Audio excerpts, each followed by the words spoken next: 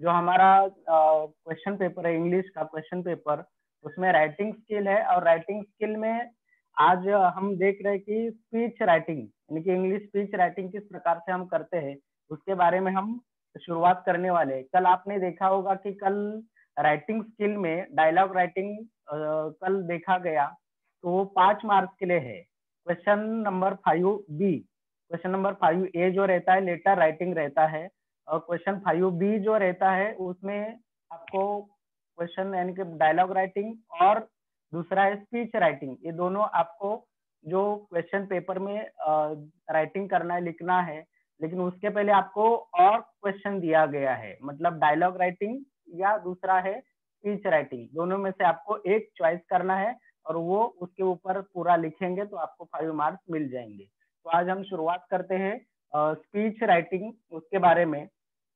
ये जो है 9वीं और 10वीं के लिए क्वेश्चन पूछते हैं। क्वेश्चन नंबर 5B में है, 5 मार्क्स के लिए क्वेश्चन पूछते हैं, लेकिन उसके लिए स्पीच राइटिंग में ड्राफ्ट किस प्रकार से करते हैं उसके बारे में क्वेश्चन किस प्रकार से उसका रहता है उसके बारे में हम शुरुआत करेंगे। तो क्वेश्चन नंबर 5B1 और B2, जो क्वेश्चन नंबर 5 जो पूछते हैं यानी कि राइटिंग स्किल में जो क्वेश्चन 5B1 और B2 में, तो B1 और B2 do any one of the following, उसमें से एक आपको चॉइस करना है, डायलॉग राइटिंग और ड्राफ्ट स्पीच यानी कि जो ड्राफ्टिंग स्पीच, जो स्पीच राइटिंग उसको बोलते हैं, भाषण देना। नहीं, भाषण देने के लिए थोड़ा सा बहुत सारे बच्चे नहीं हिचकिचाते हैं, करते नहीं है, लिखते नहीं है, लेकिन ये आसान है। अगर आप तैयारी करेंगे तो बहुत ही आसान है। डायलॉग राइटिंग में एक दूसरे से कन्वर्सेशन करते हैं, लेकिन ड्राफ्टिंग स्पीच में भाषण देना है, स्टेज पर खड़े होकर भाषण देना है, उसी प्रकार से ही आपको लिखना है। तो हम ये शुरुआत करते हैं क्वेश्चन नंबर 5B में। तो ड्राफ्टिंग स्पीच किस प्रकार से रहना चाहिए तो उसके बारे में थोड़ा सा आपको बताता हूँ। अप्रोप्राइट बिगिनिंग एंड कंक्लूजन, उसके लिए 1 मार्क्स है। अप्रोप्राइट बिगिनिंग शुरुआत और कंक्लूजन रहता है, उसके लिए 1 मार्क्स है। Body use of the given points and additional points, use the appropriate language, उसके लिए 2 मार्क्स है। अगर आपको बॉडी क्वेश्चन जो पॉइंट दिए जाते हैं उस पॉइंट के आधार से आपको एडिशनल खुद के पॉइंट्स डालकर एक अच्छी लैंग्वेज में यानी कि जो ग्रामेटिकल लैंग्वेज में अगर अच्छे तरह से लिखेंगे, तो जो टॉपिक दिया गया है उसके ऊपर लिखेंगे तो 2 मार्क्स मिल सकते हैं। तीसरा जो है appropriate sequence and flow of the language, हम क्या भाषण दे रहे हैं उसके बारे में जो टॉपिक के आधार से, पॉइंट के आधार से आपको सीक्वेंस भी आना चाहिए और लैंग्वेज आपकी फ्लुएंट होनी चाहिए, यानी कि फ्लो, जैसे कि लैंग्वेज में चढ़ाव उतार भी होना चाहिए, उसमें भी 1 मार्क्स है। और लास्ट में है use of the appropriate grammatical structure, यानी कि जो आपको 1 मार्क्स के लिए जो ग्रामेटिकल स्ट्रक्चर है यानी कि जो भाषा है प्रेजेंट टेंस में होना चाहिए। ज्यादातर हम प्रेजेंट टेंस में ही, जो इसमें वाज, वेयर ऐसे इन शब्दों का या हेल्पिंग वर्ब का उसमें बिल्कुल नहीं आना चाहिए, क्योंकि अभी अभी हम खड़े होकर भाषण दे रहे हैं, ऐसा समझकर वो ग्रामेटिकल प्रेजेंट टेंस में ज्यादा से ज्यादा यूज करना है। तो ये हो गया ड्राफ्टिंग स्पीच, ड्राफ्टिंग यानी कि स्पीच के बारे में है। जो पहला है appropriate beginning and conclusion, 1 marks है। दूसरा है body use of the given points and additional points, use appropriate language, 2 marks है। Appropriate sequence and flow of language, उसके लिए 1 मार्क्स है। एंड लास्ट है use of the appropriate grammatical structure, उसमें 1 marks है। तो इस प्रकार से ये ड्राफ्टिंग स्पीच आपका होना चाहिए। मतलब क्या होना चाहिए, बिगिनिंग शुरुआत अच्छी तरह से करना है, उसके लिए 1 मार्क्स है। बॉडी, जो आपको क्वेश्चन पेपर में पॉइंट दिए जाते हैं उस पॉइंट को आधार लेकर कुछ अपने खुद के एडिशनल पॉइंट उसमें ऐड करके आपको बॉडी ऑफ सेकंड जो पैराग्राफ है वो तैयार करना है। वो सीक्वेंस भी इस प्रकार से रहना चाहिए कि जो हम बता रहे हैं सामने वालों को वो सब सुनने के लिए जो हम तालमेल होना चाहिए, जो टॉपिक दिया है उसके ऊपर लैंग्वेज अच्छी तरह से होनी चाहिए। और जो प्रेजेंट टेंस में यानी कि जो ग्रामेटिकल स्ट्रक्चर है वो प्रेजेंट टेंस में 1 मार्क्स के लिए पूछते हैं, जो ज्यादा से ज्यादा ग्रामेटिकल वर्ड उसमें यूज करना है। ये इस प्रकार से है। आगे है फॉर्मेट ऑफ स्पीच किस प्रकार से है, मैं आपको बता रहा हूँ। Speech should have salutation salutation honoring all those present, example है honourable chief guest, respected principal, teachers, parents and my dear friends. इस प्रकार से शुरुआत यानी कि जो होनी चाहिए। उसके बाद इंट्रोडक्शन है, यानी कि जो खुद की जो पहचान है, यानी कि खुद का नाम वगैरह उसमें आना चाहिए। The topic to be spoken on, example है I am very pleased to say और it gives me great honour privilege to speak on, यानी कि जो हम भाषण जो देने जा रहे हैं उसके टॉपिक भी उसमें आना चाहिए, आपका खुद का नाम होना चाहिए, अपना विद्यालय का नाम, कौन सी कक्षा में है, ये सब उसमें इंक्लूड, यानी कि जो एडिशनल आपको करना है। नेक्स्ट थर्ड है जो body containing the main point, यानी कि जो आपको क्वेश्चन दिया जाता है उस बॉडी ऑफ जो बॉडी है उसमें, यानी कि जो हमें सेकंड पैराग्राफ में जो अच्छी तरह से उसमें मेन पॉइंट को लेकर वो सब तैयार करके मतलब लिखना है। और लास्ट है conclusion, brief summary and acknowledgement, यानी कि जो हम थोड़ी ही शब्दों में अपना भाषण वहां पे खत्म करना चाहिए। तो इसेंशियल यानी कि जो नेक्स्ट है इसेंशियल ऑफ गुड स्पीच किस प्रकार से रहता है, यानी कि जो अत्यावश्यक यानी कि भाषण देने के लिए आपके पास क्या अत्यावश्यक अच्छी मतलब दिमाग में जो जो आता है वो फ्लो हो जाता है उस प्रकार से prepare the speech so as to complete it in a reasonable span of time, यानी कि जो आप स्पीच भाषण दे रहे हो कंप्लीट करना है, साथ में जो ध्यान में रखना है कि जो हम टाइम में भी पूरा वो करना है, जो एक साथ वो उचित भी रखना है। रीजनेबल स्पैन ऑफ टाइम यानी कि टाइम के अंदर जो आपको बताना है वही बताना है। कीप ऑल रिलेवेंट, सेकंड है keep all relevant facts and figure update and ready to quote, यानी कि जो फैक्ट है या उसमें अपडेट कुछ आप बताना चाहते हो, कुछ कोट उसमें डालना चाहते हो तो उसमें डाल सकते हो। थर्ड है sentence should be short to the point but grammatically correct, जो सेंटेंस हम लिखने जा रहे हैं कुछ भाषण देते वक्त कुछ हमें जो बताना है वो पॉइंट को लेकर ग्रामेटिकल वर्ड भी इसमें अच्छे करेक्टली होने चाहिए, ये ध्यान में रखना है। Keep quotation witty and saying, मतलब जो उचित यानी कि हंसाना, कुछ मतलब हंसाते समय या भाषण देते समय वो कुछ लोगों को हंसना भी आना चाहिए, कुछ कोटेशन भी उसमें आने चाहिए। Proverbs handy to make the speech interesting, जो हम स्पीच दे रहे हैं सामने वालों को इंटरेस्टिंग भी लगना चाहिए, हंसते भी रहेंगे और कुछ कोटेशन भी उसमें डालने चाहिए। तो इस प्रकार से अगर तैयार करेंगे तो आपका स्पीच बहुत अच्छी तरह से बन जाएगा। If possible give a experience from a real life, आप अगर पॉसिबल होता है तो एक्सपीरियंस अनुभव रियल लाइफ में जो जो अनुभव मिलते हैं उसमें वे अगर ऐड कर देंगे तो आपका स्पीच और ज्यादा अच्छा बन जाएगा और आपको मार्क्स अच्छी तरह से मिल जाएंगे। A written speech should be spoken with a proper pronunciation and diction. The speech should carry proper power and punchlines to make it an outstanding one. अगर आप अच्छी तरह से स्पीच कर रहे हैं, स्पोकन यानी कि भाषण दे रहे हैं, प्रोनाउंसिएशन आपका अच्छी तरह से है, उसके साथ साथ कैरी प्रॉपर पावर यानी कि पंच लाइन, जो जहां पर आवाज का चढ़ उतार होना चाहिए, साथ में आप पंच लाइन यानी कि डबल इन्वर्टेड कॉमा वगैरह ऐसे अगर डाल रहे हो या कोटेशन डाल रहे हो तो आपका जो स्पीच है एकदम आउटस्टैंडिंग हो जाएगा। इस प्रकार से ये इसेंशियल ऑफ गुड स्पीच में होना जरूरी है, क्योंकि 5 मार्क्स यहाँ पर मिलने चाहिए। डायलॉग राइटिंग तो आप करते हो, साथ में अगर ये आपको डायलॉग राइटिंग थोड़ा सा डिफिकल्ट लग रहा है, आपको समझ में नहीं आ रहा है, तो ये स्पीच जो राइटिंग रहता है सबसे आसान रहता है। नेक्स्ट है ड्राफ्टिंग स्पीच के गाइडलाइन जो है मैं तो आपको बता रहा हूँ। Speech is written to express view on a specific topic in public, यानी कि जो स्पीच दे रहे हो, कुछ लिख रहे हो, तो एक्सप्रेस करते समय जो स्पेसिफिक टॉपिक है वही टॉपिक को आपको ज्यादा भर देना जरूरी है। Present tense is usually used while writing a speech, यानी कि ध्यान में रखना है कि यहाँ पर प्रेजेंट टेंस में ही ज्यादातर आपको स्पीच राइटिंग लिखना है। आप क्या करते हो प्रेजेंट टेंस के कभी कभी वॉज, वेयर या हैड ऐसे अगर ऐसे डाल देते हो तो क्या हो जाता है कि ये थोड़ा सा पास्ट टेंस में चला जाता है, ऐसे करना नहीं है। तो क्या करना है आपको, present tense usually used while writing a speech, ये ध्यान में रखना है। चलो नेक्स्ट है मैं आपको बता रहा हूँ ड्राफ्टिंग स्पीच में इंट्रोडक्शन पैराग्राफ 1 शॉर्ट होना जरूरी है। इंट्रोडक्शन जो रहता है पैराग्राफ फर्स्ट रहता है, शॉर्ट रहना बहुत जरूरी है। मेन बॉडी है पैराग्राफ सेकंड है, conclusion paragraph third, in short. यहाँ पर आप ड्राफ्टिंग स्पीच करते समय आपको क्या करना है, जो इंट्रोडक्शन करते समय पैराग्राफ 1 ये आपका शॉर्ट होना चाहिए, उसमें जो respected headmaster, principal, dear parent, dear friends, parents, ये सब उसमें आना चाहिए। साथ में आपका भी इंट्रोडक्शन उसमें देना बहुत जरूरी है। ये इंट्रोडक्शन पैराग्राफ शॉर्ट होना चाहिए, लगभग 3 या 4 लाइन का होना बहुत जरूरी है। उसके बाद मेन बॉडी पैराग्राफ करते समय आपको जो पॉइंट क्वेश्चन पूछते हैं क्वेश्चन पेपर में, उसके ऊपर आपको कम से कम 7 या 8 लाइन का पैराग्राफ एक बनाना है।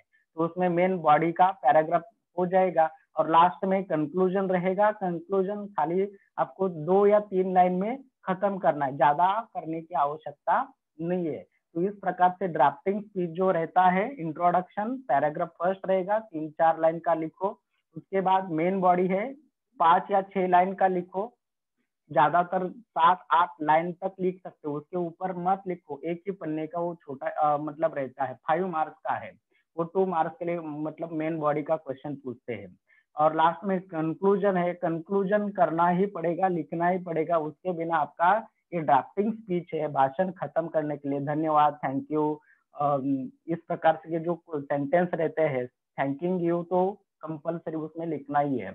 और ये इस तरह से इंट्रोडक्शन, मेन बॉडी और कंक्लूजन कंप्लीट हो जाता है आपका, यानी कि जो ड्राफ्टिंग स्पीच के बारे में ये आपको दिया गया है।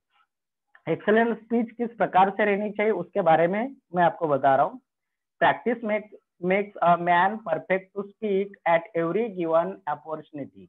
प्रैक्टिस अगर करेंगे तो परफेक्ट स्पीच भी होगा और जो आपको अपॉर्चुनिटी संधि दी गई है वो अच्छी तरह से निभा लेंगे। नेक्स्ट है speak with the right attitude. जो बोलते समय आपका एटीट्यूड यानी कि जो हाव भाव एक्सप्रेशन आपके अच्छे होने चाहिए। उसके साथ बिगिन कॉन्फिडेंटली। बहुत सारे यानी कि स्पीच सामने जाते हैं तो डर जाते हैं, लेकिन यहाँ पर डरने की आवश्यकता नहीं है। कॉन्फिडेंस के साथ आपको राइटिंग करना है, लिखना है, बल्कि आपको सामने जाकर खड़े रहकर स्पीच देने की आवश्यकता नहीं है। हम खड़े इमेजिन करना है कि हम सामने जाकर खड़े हैं और हम भाषण दे रहे हैं, ऐसा कॉन्फिडेंस आपको आना चाहिए, यानी कि राइटिंग करते समय ये आपके अंदर होना चाहिए। बिगिन कॉन्फिडेंटली, ये शुरुआत अच्छी तरह से होना है। Look good and feel good. अगर आप अच्छी तरह से सोच रहे हैं कि देख रहे हैं कि मुझे आ रहा है, मैं लिख रहा हूँ, तो ये आपको फील भी अच्छा लगेगा। प्रैक्टिस, रिहर्स एंड रिवाइज, यानी कि उसमें प्रैक्टिस, रिहर्स, रिवाइज होना बहुत जरूरी है। And plan, prepare, be positive. Last सबसे यानी कि बी पॉजिटिव, यानी कि जो हम काम करते हैं, जो पढ़ाई करते हैं, बी पॉजिटिव, मुझे आता है, मैं करता हूँ, मैं करूंगा, इस प्रकार से अगर सोच रखेंगे, प्लान या प्रिपेयर करेंगे, तो आपको ये एक्सेलेंट स्पीच में जो आप 5 मार्क्स के लिए क्वेश्चन लिखने वाले हैं वो आप अच्छी तरह से तैयार करेंगे। नेक्स्ट है introduction. Respected principal, teachers and my dear friends, यानी कि जो इस प्रकार से इंट्रोडक्शन होना बहुत जरूरी है। ध्यान से देखो, आप अगर तैयारी करना है आपको, तो ये लिख कर लेंगे तो सबसे अच्छी बात है। ये नॉर्मल यानी कॉमन, ये आपको मैं दिखा रहा हूँ कि इंट्रोडक्शन आपका किस प्रकार से होना चाहिए जो ड्राफ्टिंग स्पीच का। Respected principal, teachers and my dear friends, I am Rahul Vaidya, studying in standard 10th. I am delighted to have this golden opportunity of the expressing my views on, जो नेम ऑफ द टॉपिक, आपको जो topic दिया है वो topic का नाम वहां पर डालना है। You know this is very important subject to all of us. ये कॉमनली, फिर से मैं रिपीट करता हूँ, ध्यान से सुनिए, क्योंकि यहाँ पर ये जो आप लिखने वाले हैं, ये तो कॉमनली जो इतना ही लिखेंगे तो भी आपको वहाँ 1 मार्क, क्वेश्चन पेपर का जो आंसर लिखेंगे वहां पर 1 मार्क्स डेफिनेटली मिलने ही वाला है। Respected principal, teachers and my dear friends, ये कॉमन जो सेंटेंस है वो आपको डालना है। उसके बाद आपका खुद का इंट्रोडक्शन होना जरूरी है। आई एम राहुल वैद्य, यानी कि आपका नाम वहां पर डाल सकते हो। आई एम राहुल वैद्य के जगह आई एम, जैसे कि शिवानी गौड़, यानी कि जो इस प्रकार से अगर आपका नाम है तो आपका नाम वहां पर डाल सकते हो। आई am Rahul Vaidya, studying in standard 10th.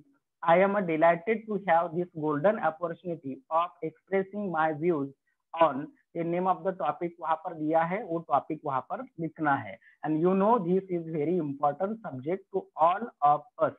इतना अगर लिखेंगे तो आपको डेफिनेटली 1 मार्क्स मिलेगा और इसकी तैयारी आपको करनी है।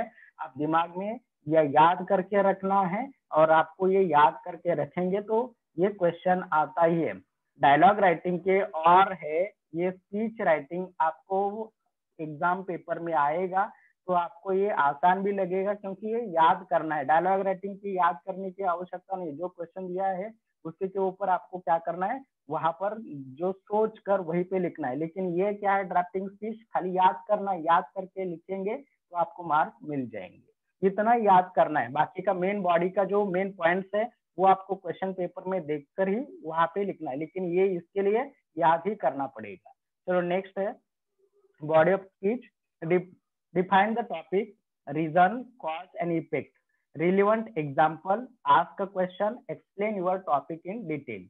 बॉडी ऑफ लेटर में क्या, डिफाइन द टॉपिक, जो आपको टॉपिक दिया जाता है उस टॉपिक को पहले देखना है कि क्या मुझे टॉपिक दिया है, क्वेश्चन पेपर में टॉपिक क्या दिया है उसके बारे में पहले सोचना है।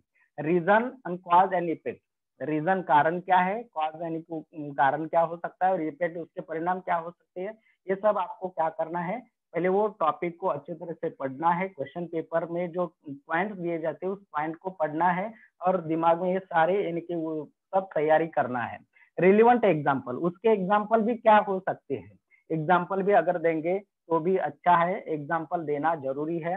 और लास्ट में यानी कि जो कुछ क्वेश्चन हम भाषण करते समय सामने वालों को क्वेश्चन पूछते हैं, खुद ही आंसर देते हैं लेकिन क्वेश्चन भी पूछते हैं, तो उस प्रकार से क्वेश्चन भी उसमें बॉडी ऑफ स्पीच में यानी कि जो पॉइंट में जो हम लिखते समय क्वेश्चन भी पूछना बहुत जरूरी है। अगर क्वेश्चन नहीं पूछेंगे तो आपको लगेगा कि यानी कि क्वेश्चन पूछा नहीं है, कंटिन्यू भाषा लगातार कंटिन्यू कंटिन्यू बड़बड़ बड़बड़ यानी बकबक बकबक कर रहे हैं, तो ऐसा नहीं करना है। क्वेश्चन भी है, सामने वालों को भी लगना चाहिए अरे हाँ उसमें क्वेश्चन पूछा है मतलब सही है, उसका भाषण अच्छी तरह से। Explain your topic in detail, और जो आपको टॉपिक दिया है उसका एक्सप्लेन अच्छी तरह से भी करना है। अगर एक्सप्लेन करेंगे तभी आपका बॉडी ऑफ स्पीच जो अच्छी तरह से भर जाएगा और सामने वालों को मतलब जो सुनने वाले हैं उनको भी अच्छा लगेगा। नंबर थर्ड है कंक्लूडिंग एंड एंडिंग, जो एंडिंग रहता है, concluding the topic in 1 or 2 lines, thank the audience. जो यहाँ पर क्या करना है, ज्यादा लिखने की या बहुत यानी कि जो बड़ा लिखने की आवश्यकता नहीं, बस ये 2 लाइन ही याद रखना है, thank you everyone for being patient listener. इतना अगर लिखेंगे तो भी आपको मतलब 1 और 3 ये जो है ड्राफ्टिंग स्पीच में आपको याद करके रखेंगे तो आप अच्छी तरह से 1 और 1-2 मार्क्स यहाँ पर प्राप्त कर सकते हैं। और जो बॉडी ऑफ लेटर है वो आपको क्या करेगा, 2 मार्क्स का है, जो सॉरी बॉडी ऑफ द जो ड्राफ्टिंग स्पीच का वो आपको 2 मार्क्स दिला सकता है, और ग्रामेटिकल जो सेंटेंस है वो उसके लिए 1 मार्क्स। तो आपको मतलब मान लो कि 3 मार्क्स बॉडी ऑफ द जो स्पीच है वहां पर 3 मार्क्स हमें मिल सकते हैं क्योंकि ग्रामेटिकल वर्ड उसमें ही ज्यादा हमें यूज करना है। तो यहाँ पर हम पहला और तीसरा हम ज्यादातर याद करके रखेंगे तो आपको यहाँ पर 1 और 1-2 मार्क्स मिल जाएगा। तो नेक्स्ट हम देखते हैं, एक एग्जाम्पल के तौर पर मैंने यहाँ पर दिया है, your school has arranged an education competition on the occasion of the teachers day, you have made up your mind to participate it, the topic is my best teacher, prepare a speech on it with the help of the following points. यानी कि जो teachers day के occasion पर education competition school में रखा है तो उसके बारे में आपको पार्टिसिपेट करना है। तो अब किस प्रकार से जो पॉइंट दिए गए उस पॉइंट को आधार लेकर आपको एक जो बेस्ट टीचर है या टीचर्स डे के ऊपर माय बेस्ट टीचर ये आपको स्पीच देना है। तो उसके बारे में कुछ पॉइंट दिए हैं, उस पॉइंट को हम देखते हैं। Name and education qualification, teaching subject and method, his amiable qualities, his hobbies, nicest thing about him, his relation with other teacher and student, his personality, add your own points। इस प्रकार से point दिए जाएंगे। कितने point है यहाँ पर total, यानी कि अगर काउंट करेंगे तो 8 पॉइंट है। इस 8 पॉइंट में आपको क्या करना है, बॉडी ऑफ द स्पीच यहाँ पर इस पॉइंट को लेकर आपको आपका भाषण यहाँ पर लिखना है। पहला और तीसरा तो आपको आपने याद किया है, बस खाली जो आपका बेस्ट टीचर के बारे में आप बता रहे हो, जो 8 पॉइंट आपको या 7 पॉइंट आपको उस बॉडी ऑफ द स्पीच में डालना है। तो आगे इसका आंसर भी यहाँ पर है, मैं आपको ये आंसर बता रहा हूँ। Speech on my best teacher, यहाँ पर जो शुरुआत करते हैं, honourable present sorry, honorable president, the chief guest, beloved teachers and my dear friends. Friend, good morning all of you. Today my subject of my speech is best teacher. You know this is very important subject for our future life. यहाँ पर क्या करना है आपको, यानी कि जो पहला ऊपर मैंने 1 जो बताया था, सेम अगर लिखेंगे तो भी मार्क्स मिलता है, लेकिन यहाँ पर उन्होंने honourable president, the chief guest, beloved teachers and my dear friends इतना लिखा है। यहाँ पर आप एडिशनल क्या कर सकते हो कि आप अपना खुद भी नाम भी डाल सकते हो, मैंने पहले बताया था वही आपको यहाँ पर लिखना है। Friends, good morning all of you. Today my subject of my speech is best teacher. You know this is very important subject for our future life, so I am sure that you will listen to me. So friends, please help and cooperate me, यानी cooperate me। इस प्रकार से अगर शुरुआत करेंगे तो शुरुआत का भी आपका जो सुनने वाले के जो सामने आप जो भाषण दे रहे हैं तो सुनने वाले भी अच्छे तरह से सुन लेंगे। आगे है, Mr. Pawar sir is my best teacher and he is one of the best teacher in our school. आपके जो फेवरेट टीचर है उनका नाम यहाँ पर डाल सकते हो। यहाँ पर मैंने तो मिस्टर पवार सर इनका नाम लिखा है, लेकिन आप अपने बेस्ट टीचर का नाम यहाँ पर डाल सकते हो। He is an English teacher. He is MA BEd. He teaches us English subject very easily. He has own teaching method. He follows all technique of teaching. He is interested in reading, traveling and singing. आप यहाँ पर उनकी hobbies के बारे में जो पूछा गया है, उनका क्वालिफिकेशन है, जो पॉइंट आपको दिए गए उस पॉइंट को आधार लेकर ही आपको पॉइंट यहाँ पर लिखना है। पॉइंट को छोड़कर अगर लिखेंगे तो वो थोड़ा सा ऑड लगेगा, लेकिन पॉइंट को अगर हमने पहला दूसरा पॉइंट देखेंगे तो पहला दूसरा पॉइंट यहाँ पर ये देख सकते हैं कि name and education qualification, teaching subject and method. यहाँ पर उन्होंने इस जो सेकंड जो पैराग्राफ जो दिया है वहां पर पूरा आ गया है, यानी कि mister Pawar sir is my best teacher, he is one of the best teacher in our school, he is an English teacher, he is MA BEd, he teaches us English subject very easily, he has own teaching method, he follows all technique of teaching, he is interested in reading, traveling and singing। यहाँ पर क्या है कि यहाँ पर आपको जो point दिए हैं उस पॉइंट के आधार पर यहाँ पर लिख सकते हो, और ये यहाँ पॉइंट दोनों भी आ गए। नेक्स्ट है कि mister Pawar sir has a good personality, he is a simple man, यानी कि यहाँ पर क्वेश्चन यानी कि पॉइंट जो तीसरा है, हिज एम्बेबल क्वालिटी यानी हिज हॉबीज, यहाँ पर इस पैराग्राफ में दिया गया है, आप देख सकते हैं। Mister Pawar sir has good personality, he is a simple man, he has many good qualities as a teacher, his helping nature is the nicest thing about him। मतलब क्या, यहाँ पर जो पॉइंट दिए हैं उस पॉइंट को यहाँ पर ही डालना है और वो थोड़ा सा अपने लैंग्वेज में लिखना है। यहाँ पर देखो was, where ऐसे कुछ शब्द या हेल्पिंग वर्ब नहीं आए हैं, ये पूरा का पूरा यानी कि सब प्रेजेंट टेंस में ही दिया गया है, तो आपको भी क्या करना है, प्रेजेंट टेंस में ही देना है। तो हम देख सकते हैं कि mister Pawar sir has a good personality, he is a simple man, he has a many good qualities as a teacher, his helping nature is the nicest thing about him, he maintains good relationship with other teachers and with students। यानी कि यहाँ पर next point भी उन्होंने डाल दिया है, his relation with other teacher and students यहाँ पर दिया गया है।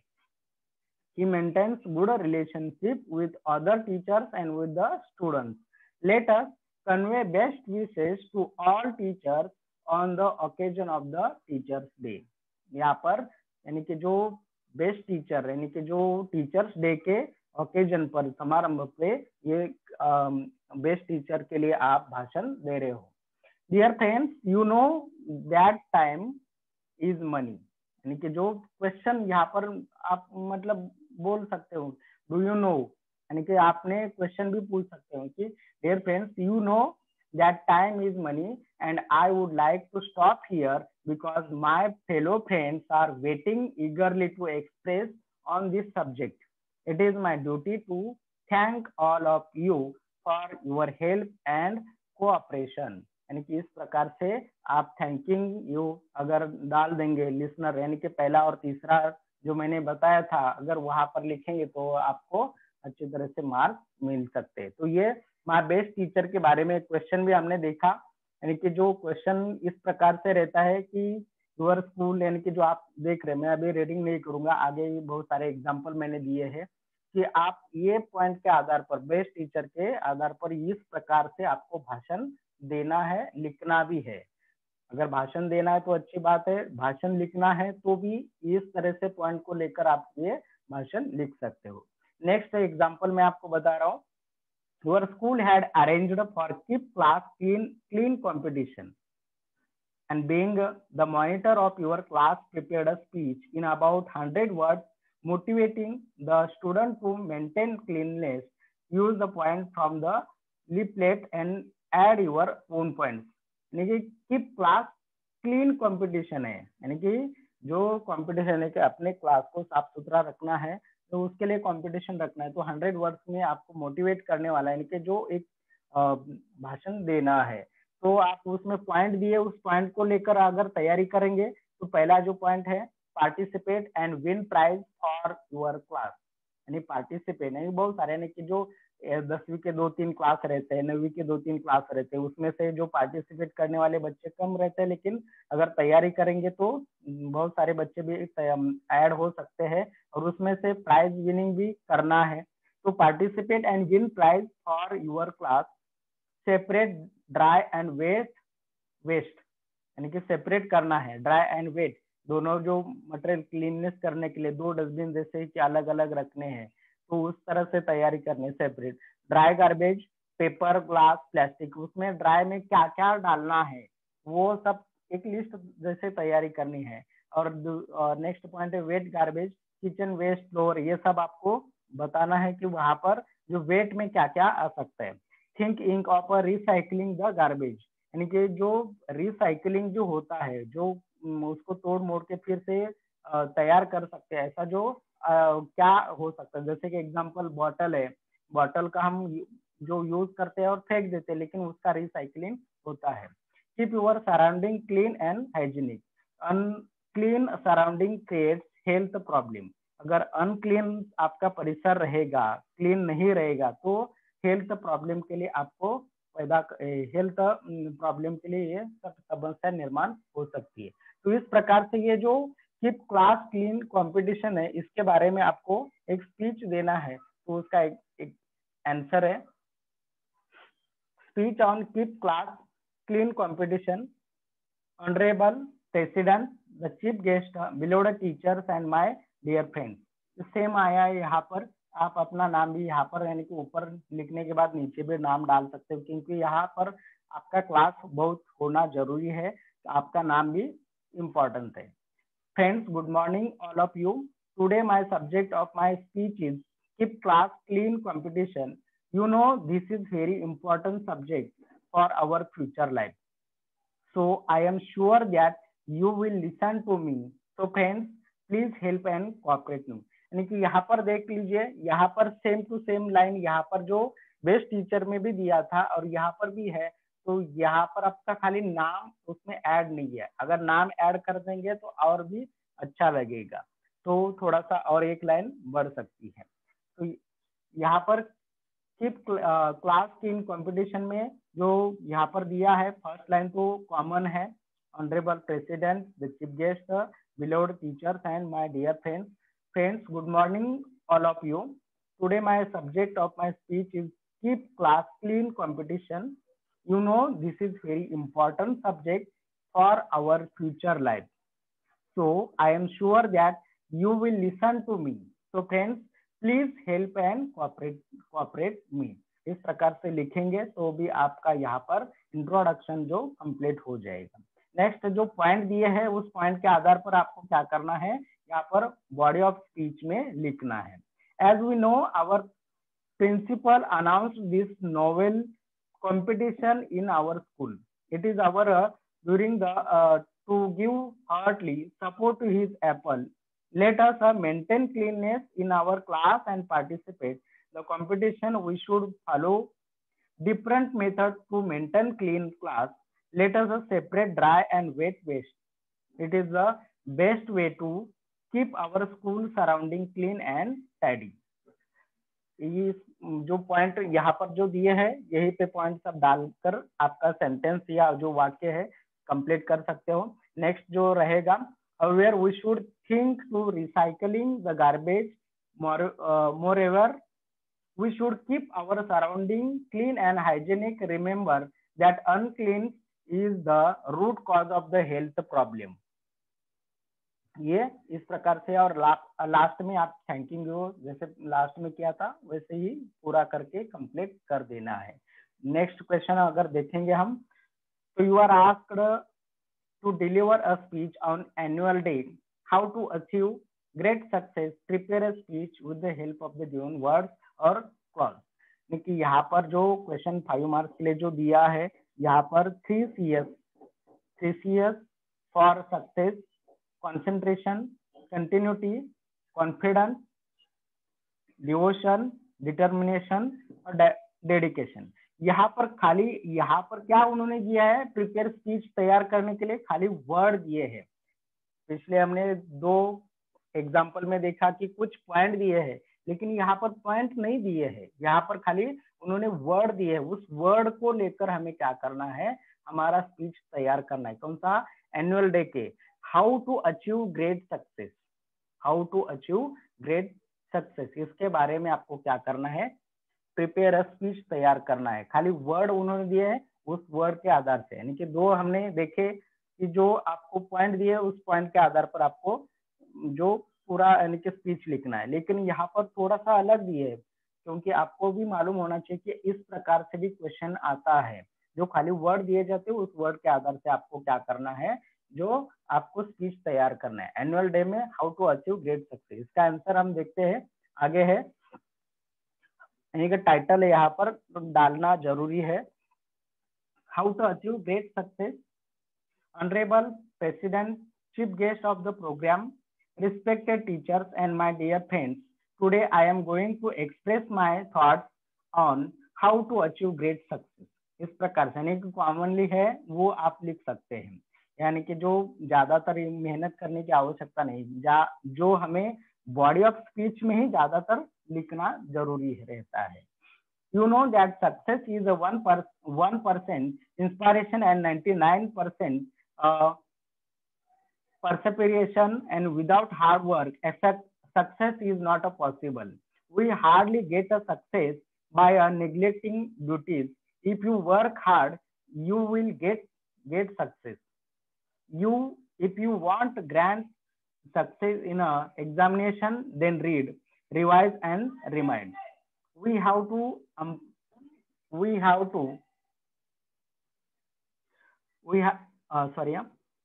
We have to do plain practice. Take the example of great sportsman Sachin Tendulkar, Rahul Dravid, great scientist Newton, Dr. APJ Abdul Kalam, Dr. Jayant Narlikar. I think the secret of their success is 3 C's. And they concentrate in their work. They did not become restless, unstable while at work. They did not become a slack while doing their work. Then they plowed their work, showed a continuity, that is a practice. Sachin Tendulkar did not employ practice before the match, so he became a popular in the world. After a continuity, we get a confidence, and because of a confidence, we can conquer our weakness. After the devotion to the work, devotion towards aim, determination with the efforts. Our determination leads to minimize our difficulties. Dedication should be there with all these secrets. Friends, life is a challenging. तो upwards, toil upwards in the night, climb up with the perseverance, look forward to attain your goal. Thank you very much. इस प्रकार से आपको क्या करना है, ये जो पॉइंट दिए हैं इस पॉइंट के आधार पर कंसंट्रेशन होना जरूरी है, कंटिन्यूटी होनी जरूरी है। आप पढ़ाई, इस साल 10वीं का बोर्ड का एग्जाम है तो उसमें कॉन्सेंट्रेशन यानी कि कंसंट्रेशन होना जरूरी है। पढ़ाई करते समय कंटिन्यूटी भी होनी बहुत ही जरूरी है और कॉन्फिडेंस आना चाहिए। जब पढ़ाई पूरी हो जाती है कॉन्फिडेंस आ जाता है। डिवोशन मतलब यहाँ पर आपको पूरा का पूरा झोंक देना है अपने आप को कि मुझे इस साल 10वीं में 99-100% लाना है, तो उसके लिए मुझे तैयारी करनी है, पूरा का पूरा झोंक देना है। डिटर्मिनेशन निश्चित करना है, मुझे उसमें 100% मार्क्स लाने ही है। और डेडिकेशन मतलब निश्चय करना है कि पूरा का पूरा अपने इस तरह से। नेक्स्ट है जो यहाँ का जो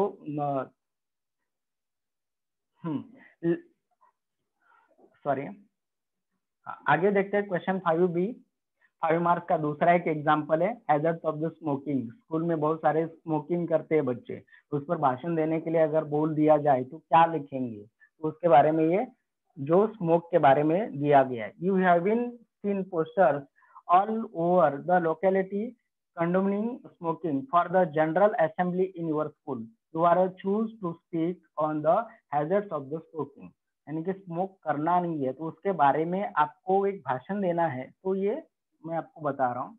Respected principal, respected teachers and my dear friends, today I, Rachel Rodriguez of standard 10th standard here before you to share my views on the topic hazards of the smoking. Today, growing up teens want to show they are growing up, want to show they are superior and that they do not care about what they have been loved. They move around with a cigarette in their hands. Dear friends, what most of them do not know is the ill effects of smoking. Smoking can lead to lung cancer, throat problems, and many other diseases. Today, when these teenagers are warned, they just laugh it off and continue with this bad habit. I think we must all open our eyes and even our minds and understand how hazardous this habit can become. If we do not put an end to it, the government must be smoking. Those found guilty must be severely punished. People must be made aware of the hazard smoking through the posters and hoarding, etc. Dear friends, let us strive to get rid of this bad habit and try to live a healthy life. Thank you. इस प्रकार से ये आप answer लिख सकते हो। आगे topic यानी कि जो कुछ प्रैक्टिस के लिए मैंने आपको बता दिया है। पहला टॉपिक जो है प्रैक्टिस के लिए, right a speech on the occasion of the teachers day, ये पहला जो हमने देख लिया। दूसरा क्वेश्चन जो है, write a valedictory speech to give the occasion of the farewell get together given in the honour of the teachers due of the retirement, यानी कि रिटायरमेंट के ओकेजन पर आपको भाषण देना है। Write a value of the thank to concluding the annual day program to be held in your school, जो annual day का प्रोग्राम आपको तैयार करना है। write a speech introducing the chief guest present on the occasion of the Independence Day.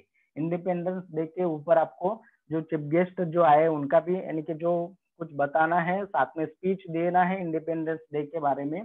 पांचवा है, write a speech to be delivered on the Republic Day, Republic Day के ऊपर आपको स्पीच भी देना है।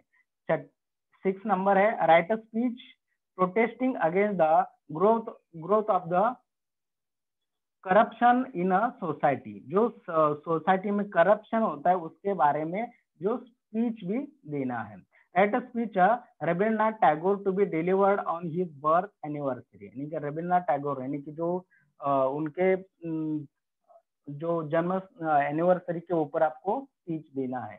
Write a speech to motivate your classmate to select as you the lead boy of your school, यानी कि जो जो मॉनिटर चुनने के बाद भी आपको जो स्पीच देनी है। 9 है, write a speech to environment hazards cause and a consequence, यानी कि इसके बारे में इन्वायरमेंट के डे के बारे में आपको उसका परिणाम क्या हो रहा है, उसका जो फायदे तोटे क्या है, सब उसमें स्पीच में आनी चाहिए। Right a speech on the importance of the values in a shaping of the better world, यानी कि जो इम्पोर्टेंस ऑफ द वैल्यू, जो वैल्यू है इम्पोर्टेंट, ये इसमें जो स्पीच उसके ऊपर देना है, जो बेस्ट बेटर वर्ल्ड के बारे में। तो गिफ्ट क्या है, to your enemy forgiveness, to friend heart, to all men charity, to yourself respect, to an appointment tolerance, to customer service and to every child and good example. यानी कि इस प्रकार से आपको टॉपिक जो practice के लिए दिए हैं 10 जो दिए हैं, इस पर आप तैयारी कर सकते हो। ये आपका यहाँ पर खत्म हो जाता है, कंप्लीट हो गया सर, कंप्लीट हो गया है। किसी को कुछ पूछना है तो आप पूछ सकते हो।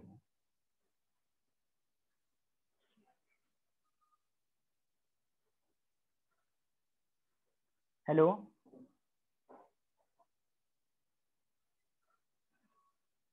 जयकर सर, कंप्लीट हो गया। ओके ओके सर जी। हाँ बच्चों, कुछ क्वेश्चन पूछना है आपको इस टॉपिक से संबंधित? अपना हैंड राइज कीजिए, अपना हाथ ऊपर कीजिए। सर ने तो अभी जो अंग्रेजी का पढ़ाया, इस टॉपिक से संबंधित अगर कोई क्वेश्चन है तो आप लोग अपने सवाल पूछ सकते हो। सर जी आपको उसका आंसर बताएंगे। जो भी क्वेश्चन है आपके, आप पूछ सकते हो। अपना हाथ ऊपर कीजिए।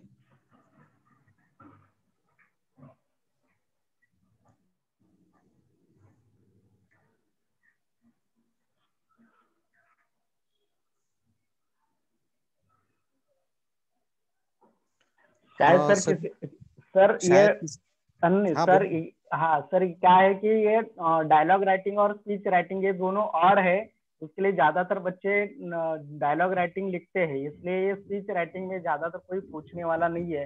अगर कोई पूछने डाउट है मन में तो पूछ सकते हैं, क्योंकि यहाँ पर डायलॉग राइटिंग इजी लग रहा है।